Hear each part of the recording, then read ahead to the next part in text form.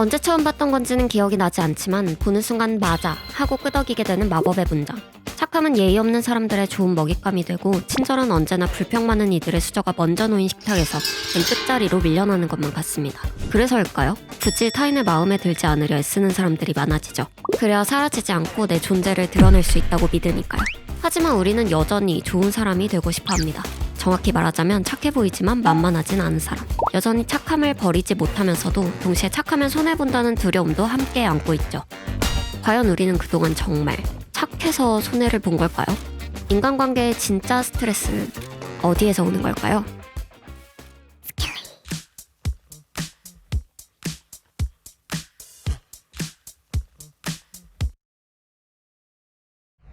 우리는 보통 첫 직장에 들어가면 처음이라 뭐든 열심히 하려고 해요. 먼저 움직이고 알아서 일하고 불만이 생겼어도 티내지 않고 따르죠. 이상하다고 느낀 일이 있어도 내가 잘 몰라서 그런가? 아니면 여기가 이상한가? 헷갈리다가 말할 타이밍을 못 찾고 넘어갑니다. 회의 시간은 하고 싶은 말이 목구멍까지 차올라도 분명 부정적인 반응이 눈에 뻔히 보일 때는 누가 먼저 말을 꺼내지 않을까 기다리다 아무도 말하지 않으면 그냥 참고 지나갈 때가 많죠. 불만은 좀 있지만 그래도 조용히 내 일을 열심히 하고 있으면 내 동료가, 내 상사가, 내 회사가 충실히 제 역할을 해낼 것이라 믿어요.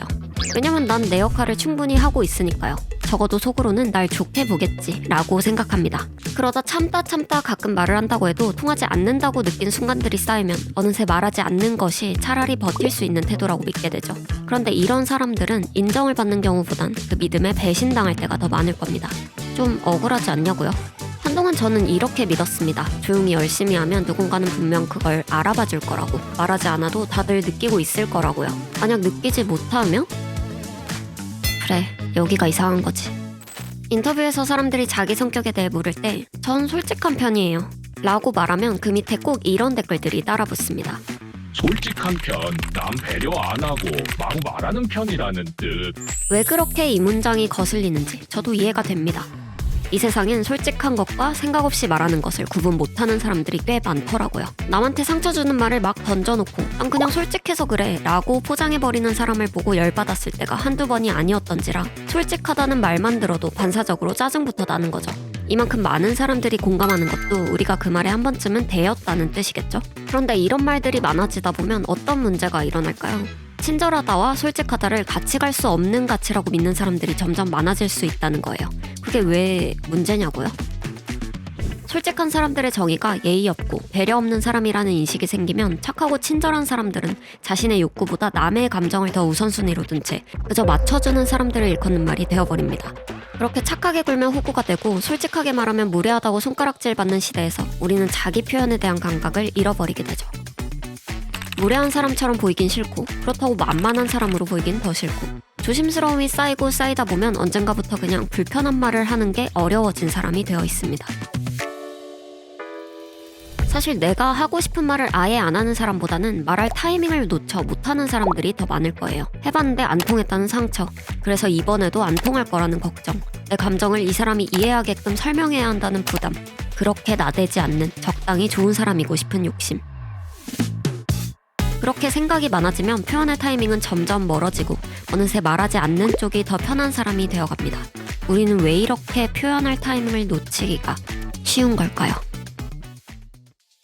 사람이 인간관계가 어려운 이유는 내가 정한 기준과 타인의 현실이 너무나도 다를 때, 그리고 그 차이를 내가 받아들이지 못할 때, 더 정확히는 그 차이 속에서 내가 손해보거나 억울하다고 느낄 때가 많기 때문입니다.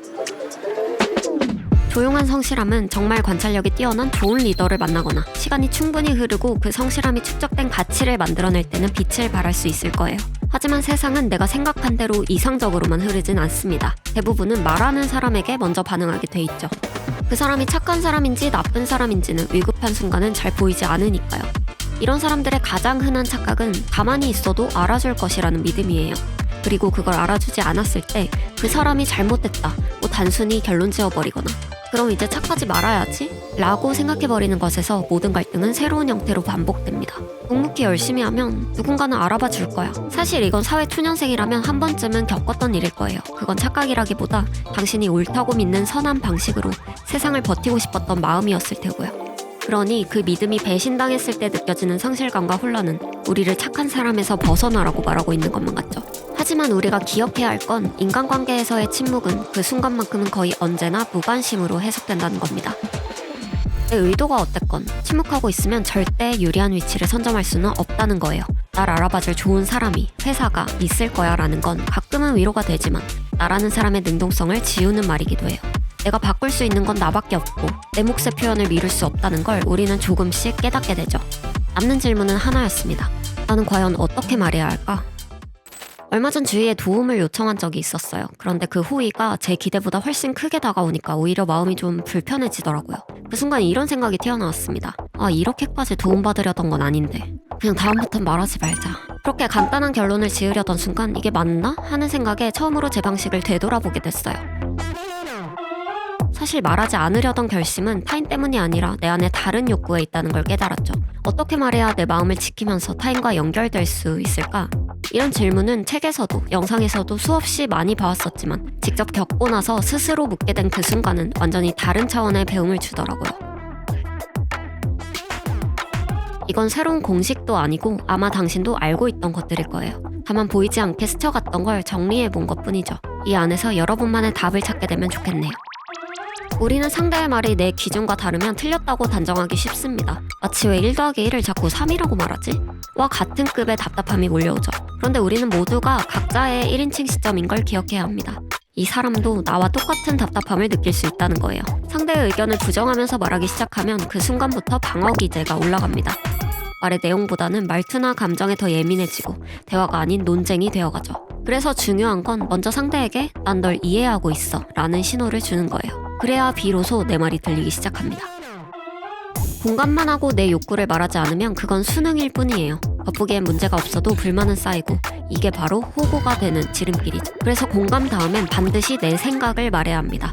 단 표현의 목적이 설득일 때보다 내 존재를 드러내고 싶어 할 때 더 효과적이에요. 상대방이 아닌 나에 집중하는 거죠. 이렇게 말하면 상대는 자신의 말이 틀리지 않았다는 걸 증명하기 위해 머리를 굴리는 것이 아니라 공감이나 궁금증으로 내 의견에 집중하게 됩니다. 뭔가 말하는 것도 똑똑하고 분명 무례하진 않은데 왠지 다시 이야기하고 싶어지지는 않았던 사람이 있었나요? 그건 아마도 말에 진심이 느껴지지 않았기 때문일 가능성이 높습니다. 말투, 시선, 그리고 마지막에 남는 여운, 이런 것들은 당신을 다시 이야기하고 싶은 사람으로 만들어줄 거예요. 이 방법이 늘 통하는 건 아닐 거예요. 권위적인 사람을 만나면 공감도 시작하기 전에 왜 이렇게 말이 길어? 하면서 끊어버릴 수도 있어요. 그럴 땐 이런 생각이 들죠. 내가 굳이 예의도 없는 사람한테 이렇게까지 해야 돼? 저도 그랬습니다. 그런데 이건 사실 남을 배려하기 위한 방법이 아니라 나를 위한 방법이에요. 내 감정이 터지지 않고 차분하게 말할 수 있게 해주는 내 마음을 위한 구조인 거죠.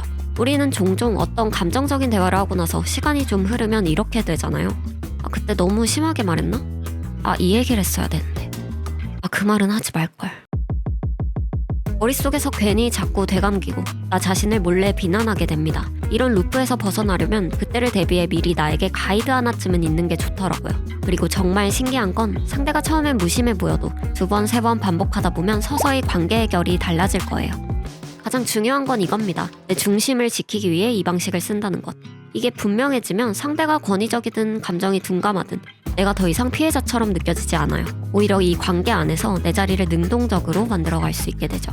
그리고 선택의 자유는 언제나 당신에게 있습니다. 매번 이 3단계를 따라야 하는 건 아니에요. 어떤 날은 그냥 됐고 내 말 들어 하고 싶은 날도 있겠죠. 감정적으로 체력이 떨어지는 그런 날엔 오늘은 그렇게까지 말할 여유가 없네 하고 인정하는 것도 괜찮아요. 하지만 이렇게 말할 수 있는 능력을 내가 갖고 있다는 사실, 그거 하나만으로도 우린 예전보다 훨씬 더 단단해졌다고 느낄 수 있을 거예요. 사람 때문에 힘든 감정은 대부분 작고 애매한 경계에서 시작됩니다. 칭찬인지 이용인지, 예의인지 아부인지, 친절인지 위선인지, 그 사이 경계는 사실 어떤 것도 명확한 것이 없죠. 우리가 학교에서 풀던 시험지처럼 딱 떨어지는 정답은 이런 복잡한 인간관계에서는 존재하지 않으니까요. 다만 우리는 그 과정에서 그냥 원인을 없애버리자와 같은 단순한 선형적인 사고방식에서 벗어나 계속해서 그 선을 돌이켜 스스로에게 물어보고 나만의 기준을 조금씩 다시 그려보는 수밖에 없어요. 결과는 아무도 모르니까요. 이 과정을 끊임없이 성찰하고 있는 사람이라면 그 복잡한 감정을 소화할 수 있는 단단함을 길러가는 중일 거예요. 결국 이걸 말하고 싶어서 이 긴 이야기를 해왔는데요. 여러분, 착해도 됩니다. 아니, 세상에 착한 사람은 사라지면 안 돼요. 다수가 생각하는 선한 사람이 계속 존재하기 위해서는 우리가 착하게 말하는 법을 매일 조금씩 연습해야 하죠. 물론 가끔은 너무 피곤해서 그냥 입을 다물어 버리고 싶을 때도 있겠지만 그래도 그 말을 삼키진 않으려는 마음. 그게 지금 비난과 혐오가 너무 쉽게 던져지는 이 세상에서 우리가 지켜나가야 할 용기일지도 모릅니다. 말한다는 건 언제나 내가 상상하지 못한 가능성을 열어두는 일이거든요. 미래를 닫아두지 않고 그저 한 번 더 시도해보는 것. 그 시간이 쌓이면 언젠가는 그 피곤함을 견디고 표현해본 날들이 허공에 사라지진 않았다는 걸 몸으로 느끼는 순간이 올 거예요. 솔직함은 착함을 오래도록 지켜주는 기술이니까요.